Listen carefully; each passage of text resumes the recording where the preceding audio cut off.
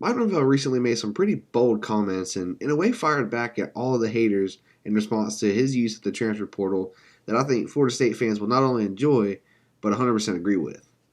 In a press conference earlier this week, Mike Norvell addressed the media as we get into spring camp and get a first glimpse at this team with a lot of new members. A lot of new members that were acquired through the transfer portal, which has obviously been a theme for Florida State over the last several years. Addressing these transfers, he flat out said, "There's plenty of people that take more transfers than us. People point to ours because ours are good." Now, a straight up mic drop moment for Mike Norvell. Maybe we'll call it a mic drop. But I think he's definitely spot on here. One of the biggest and really one of the only things people have left to hate on Mike Norvell is the extent that he uses the transfer portal. People continuously knock on these teams, especially the 2023 roster, and discredit what Mike Norvell and Florida State have done over the last couple of years. Going 23-3 over the last two seasons with a bowl win and an ACC title, somehow that apparently means less if you have transfers on your team. Colorado took like 150 transfers last year and were somehow the darling of the sport for the first month of the year. A lot of those transfers were guys from Florida State. I think he's absolutely right in the fact of saying that people only point to our transfers because ours are actually good and go on to make a big impact, and lots of them are now heading to the NFL as ambassadors of the program. I think for these critics, being able to go, yeah, but they're just transfers, those aren't Mike's guys, is just a coping mechanism, honestly. Especially our friends down there at Coral Gables. Now, to that point, though, I don't think this was a shot at anyone or any program in particular, but if the shoe fits, Florida State has obviously taken big numbers from the transfer portal pretty much each year under Mike Norvell, and they just continue to hit. So, hey, if it ain't broke, don't fix it. In that time, we've seen Jermaine Johnson, Kier Thomas, Jared Verse, Braden Fisk, Trey Benson, Johnny Wilson, Jaheim Bell, Keon Coleman, Fabian Lovett, and several others, all of which are either actively playing in the NFL or heading there as soon as they get drafted here in April. That's an elite track record of not only scouting, but development. And to those of you who say Mike Norvell didn't develop them, I say try again. Trey Benson had like 6 carries at Oregon and was coming off a pretty bad knee injury.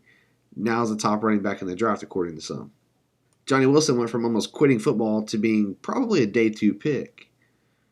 Jared Verse was good and really good coming out of Albany, but I don't think he was a top 15 pick at the time. So yes, development and development done by this staff. And when that argument doesn't work, another one you hear a lot is, well, yeah, but it's not sustainable. And again, I disagree. For starters, they got Jordan Travis out of the transfer portal what feels like 15 years ago. They just got their presumed QB1 again through the portal in DJ Uiagalelei. Jermaine Johnson was back in 2021, and when people said that couldn't be repeated, they just went and found Jared Verse instead.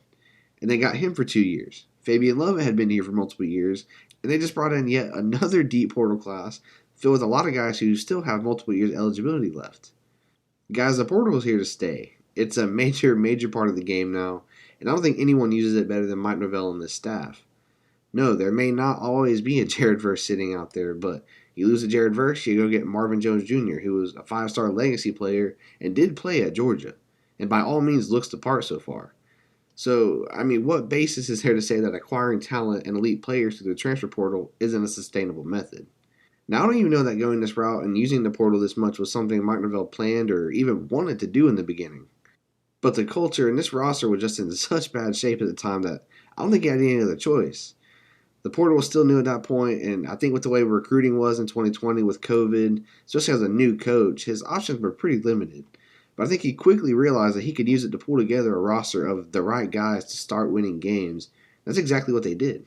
Bottom line is, Florida State is just different in the transfer portal. They're able to not only scout the talent at an elite level, but then they get those guys on campus, put them in Josh Storm's training program, develop them at a top level, and send them to the NFL, which only in turn continues to show proof and become more attractive to other portal guys as well as high school recruits. If you're a Florida State fan, you love it, and if you're a rival fan, you probably hate it.